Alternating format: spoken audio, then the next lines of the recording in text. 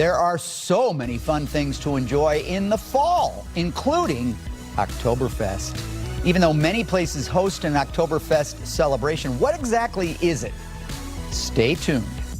Also, from a corn maze to a cheers. We're in the middle of Oktoberfest season, and you don't have to travel too far to take part in the festivities. In fact, St. Louis is the perfect spot to celebrate. And we'll chat through the history of Oktoberfest in St. Louis coming up in the second half. From school to suds, that's quite a turn. Okay, so that might be a stretch, but we're saying cheers to the beers because Oktoberfest season is here, and we're going to connect the dots between the Lou and the long-standing German tradition. Coming up next. Oktoberfest season is underway, so we say cheers. Here, I'll do it. Cheers to the German influence on St. Louis that has made us a booming beer town for almost 2 centuries. Chugging along the foamy fun for more than 2 of those decades is celebrity historian Raffi Andonian, who joins us this morning in the kitchen, sponsored by More for Less Remodeling. I'm not sure how this segment's going to go because just 5 minutes ago, that thing was completely full. So we're already halfway home. How did people enjoy beer in historic times? So you're not going to believe this. Many of you all might be familiar with the story of, in ancient Mesopotamia, the use of grains and sort of development of beer. Absolutely. But what is surprising is the flavors, all right? So we're going to demonstrate some of that right here. What they would often use are spices. So here we got some oregano. Oh. We also have over here some basil. These are spices that they would actually use back then. Poppy was another popular one. So here's some poppy seed, okay? Now, you might think... Now, can I ask real quick? Yeah, Is this something you would add after the beer was made, or is it Either way. But I would say more like how we add fruit to a beer, like a piece of orange, but you might brew it in there. Brew it into it, okay. But speaking of adding fruit, how about adding some pineapple? Now, pineapple, probably not back then. However, I did that because this is kind of looking like pizza to me with all the spices and some of the cheese in there. So I figured I'd make it taste like pizza because, some people like pineapple in their pizza. Cheese, very common.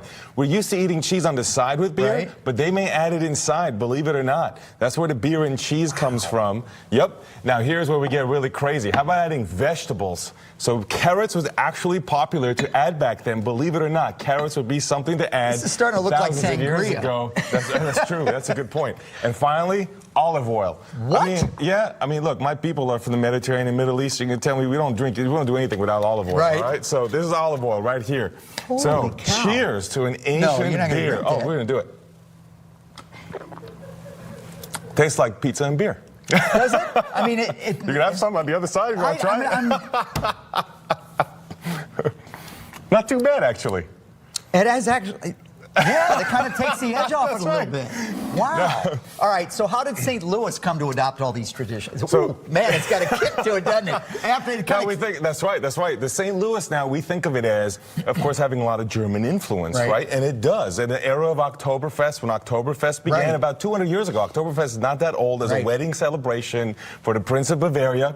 That's why I brought our Bavarian lager over here, okay? But a lot of immigrants from southern Germany came here to St. Louis, and Oktoberfest is not actually well received initially. It's actually something in the past 20 years or so with the beer renaissance that Oktoberfest has revived in St. Louis. Now, here's what's crazy. Beer gardens back in the 19th century, as German immigration is happening, as Oktoberfest is being popularized, as established in Germany, were not well accepted in St. Louis, believe it or not. So, in other words, what happened is that there were a lot of what they were known as nativists, people that didn't like outsiders that said, look, you're going to bring this stuff over here. This looks like revelry to us because, separate of Oktoberfest, Germans were often on Sundays hanging out in beer gardens, having beer, listening to live music, having a great time. They're supposed to be in church. What is this revelry, right? In fact, it really angered some Germans so much they said, this is like a day of gloom for us if you're going to make us do it this way.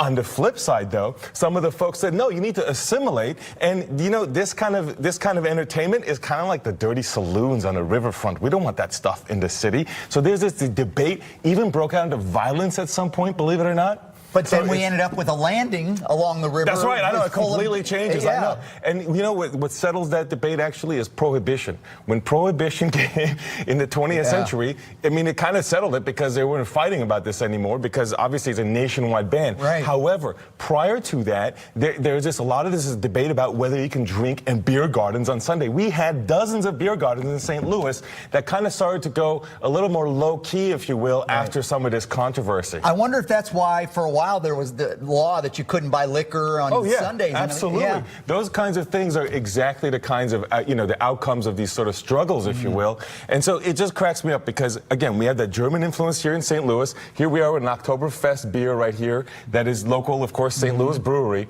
And yet it's really, I would say, part of the revival of beer culture that we've celebrated Oktoberfest here in the last 20 years. Always an education with this guy. You can find this segment on firstalert4.com/greatday. Following the show, you would be surprised how tasty that is. You would, Laura, I imagine you're over there, but I'm telling you. I would be surprised.